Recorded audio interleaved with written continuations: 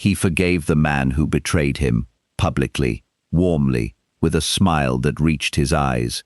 18 months later, that same man was dead, and everyone in the room understood exactly why, even though no one could ever prove it had anything to do with him at all. This is not a story about revenge. Revenge is loud, emotional, and, according to the man we're studying today, almost always a mistake. This is something colder, something more patient, and something that still decides who wins and who loses in boardrooms, courts, and political arenas 500 years after it was first written down. Niccolò Machiavelli spent years watching rulers rise and fall in Renaissance Italy, and he noticed something almost no one wants to admit out loud. How you handle your enemies determines your fate far more than how you handle your friends. He distilled everything he observed into 3 rules: brutal, uncomfortable, and, whether you like it or not, quietly followed by almost everyone who has ever held real power. Stay until the end, because Rule 3 is the one that contradicts everything you were taught about taking the high road, and understanding why he believed that will change how you see every conflict in your own life. This video explores historical philosophy and psychological concepts for educational purposes. Understanding these patterns is about awareness and self-protection, not a guide to harming anyone.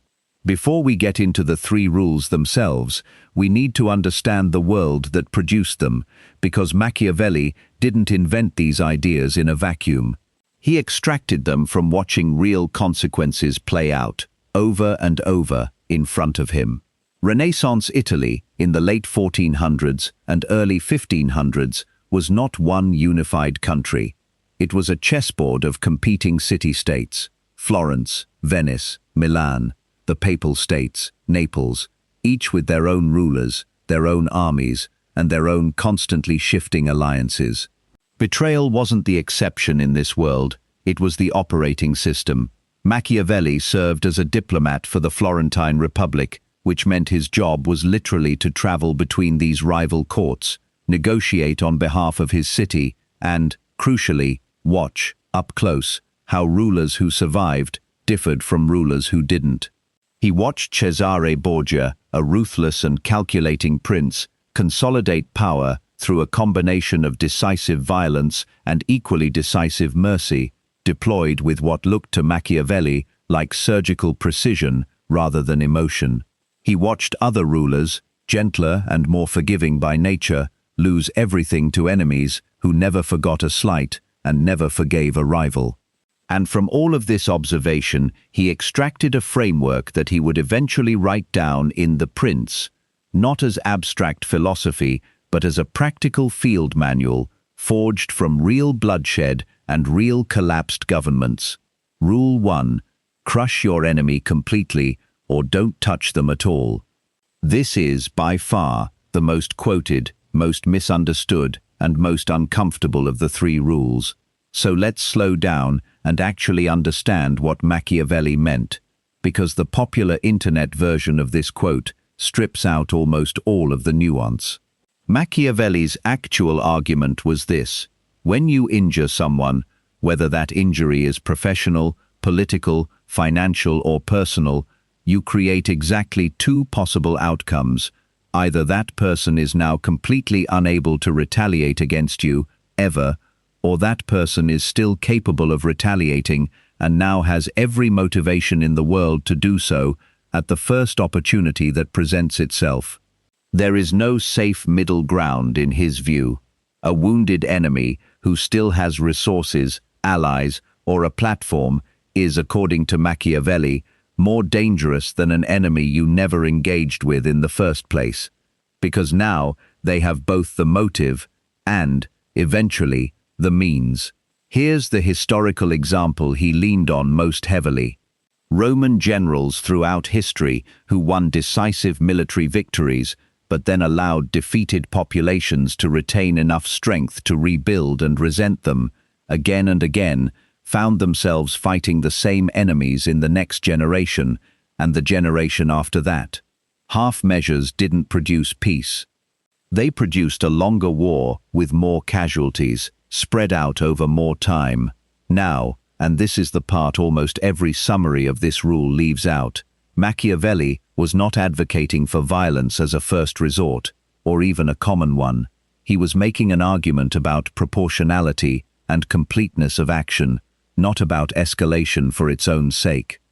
In modern terms, translated out of Renaissance warfare and into contexts you'll actually encounter, this rule looks less like destroy your enemies and more like, if a conflict is unavoidable and you're forced to engage fully enough to actually resolve it, because a half-resolved conflict doesn't disappear. It just goes dormant, waiting for the other party to regain enough strength or opportunity to reopen it, usually at a moment far less convenient for you than the original conflict was. Think about workplace conflicts that never get fully addressed, the passive-aggressive email exchange that resolves without either side actually settling anything. That conflict doesn't vanish, it goes underground and resurfaces months later, in a form that's harder to trace back to its origin and harder to resolve cleanly, precisely because it was never actually finished the first time. Rule 2. Never let an enemy know they're your enemy until it's too late for them to act on that knowledge. This rule connects directly to something we discussed in an earlier video about Machiavelli's philosophy, never reveal your next move, but applied specifically and more coldly to conflict itself. Machiavelli observed that the most dangerous moment in any rivalry isn't the confrontation itself, it's the period beforehand, when one party realizes they have an enemy, but the other party doesn't yet realize they've been identified as one. Whoever holds that asymmetry of awareness holds an enormous strategic advantage. This is why Machiavelli was such a strong advocate of appearing gracious, warm, even complimentary toward people you have identified as genuine threats or genuine enemies, not out of hypocrisy for its own sake, but because open hostility gives your opponent everything they need to prepare, build alliances, and defend themselves. Warmth, or at minimum neutrality, buys you time, information, and the crucial element of surprise, should a direct confrontation eventually become unavoidable. This is also, uncomfortably, the psychological mechanism behind that opening story, the public forgiveness, extended warmly toward someone the forgiver had already, privately, written off entirely. The forgiveness wasn't necessarily fake in the emotional sense, but it was strategic in the practical sense. It kept the other party comfortable, unguarded, and unaware that the relationship's actual status had already fundamentally changed. Machiavelli's advice here isn't deceive everyone around you constantly, it's narrower and more specific. Once someone has become a genuine threat to your position, your safety, or your interests, telegraphing that recognition to them accomplishes nothing except giving them time to prepare a countermove. If action is ever going to be necessary, that action is far more effective when it comes as a complete surprise than when it's been anticipated and defended against for weeks or months in advance. Rule 3, and this is the one I promised you at the start, the one that contradicts almost everything modern self-help culture teaches about conflict resolution. Forgiveness, in Machiavelli's framework, is not a virtue you extend because the other person deserves it, or because it makes you a better person, or because it heals you emotionally. Forgiveness, real, strategic forgiveness, as opposed to the performed kind we just discussed, is a tool you deploy only when it genuinely serves your long-term position, and withheld deliberately when it doesn't. This sounds cold, and it is meant to sound cold, because Machiavelli's entire philosophy is built on stripping away comfortable illusions about how power actually functions. But sit with the logic for a moment, because it's more defensible than it first appears.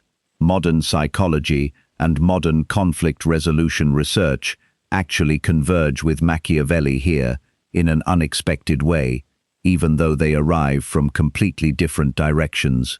Reflexive, Unconditional forgiveness. Forgiveness extended automatically, regardless of whether the other party has changed their behavior, acknowledged harm, or poses any ongoing risk, has been shown, in various contexts, to remove any incentive for the other party to actually change. If forgiveness is guaranteed regardless of behavior, forgiveness stops functioning as a consequence at all. It becomes effectively permission. Machiavelli's version of strategic forgiveness only functions as a genuine tool of power, specifically because it's not automatic. It's calculated, situational, and withheld exactly as often as it's extended, which is precisely what makes it valuable rather than performative. Here's how the three rules work together as a single coherent system, rather than three isolated pieces of advice. Rule 1 tells you, if conflict is unavoidable, resolve it completely rather than partially, because partial resolution simply delays and often worsens the eventual reckoning. Rule 2 tells you, don't reveal that you've identified someone as a threat until you're actually prepared to act, because premature disclosure only benefits the other party's ability to prepare a defense. Rule 3 tells you, forgiveness and mercy are tools to be deployed strategically, based on whether they genuinely serve your position, not automatically, as a moral reflex, divorced from actual outcomes and actual ongoing risk. Together, these three rules describe someone who is patient rather than impulsive, calculated rather than emotionally reactive, and, crucially, willing to fully resolve conflicts rather than allowing them to fester indefinitely in a half-addressed state that satisfies no one and resolves nothing. Now, here's the uncomfortable question this framework leaves us with, and it's worth sitting with honestly rather than rushing past. Does following this framework make someone manipulative? Does it make someone dangerous? Or does it simply make someone clear-eyed about a dimension of human conflict that most of us have been taught, culturally, to avoid looking at directly? Machiavelli himself would likely argue the third option. He wasn't writing a moral philosophy textbook.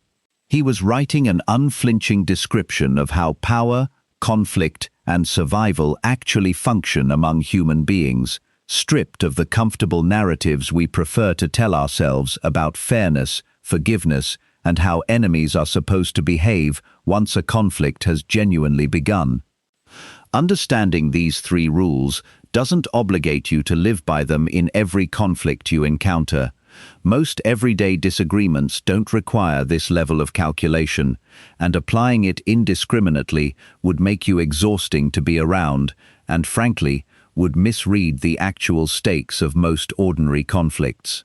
But understanding them changes something important nonetheless. It makes you considerably harder to defeat by someone who is operating according to these rules, whether they've ever read a word of Machiavelli or arrived at the same conclusions purely through instinct and experience.